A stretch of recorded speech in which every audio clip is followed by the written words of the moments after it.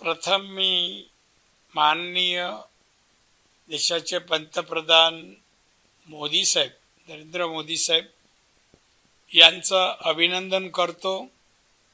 त्याचप्रमाणे बिहारचे मुख्यमंत्री माननीय नितीश कुमार यांचंही अभिनंदन करतो।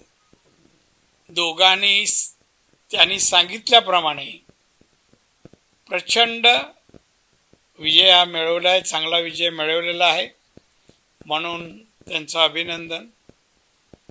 तर काँग्रेसने दुकान बंद करावं, आता काय राहिलं नाहीये। महाराष्ट्रात उद्धव ठाकरेंनी दुकान बंद करावं जसं तसं तिथे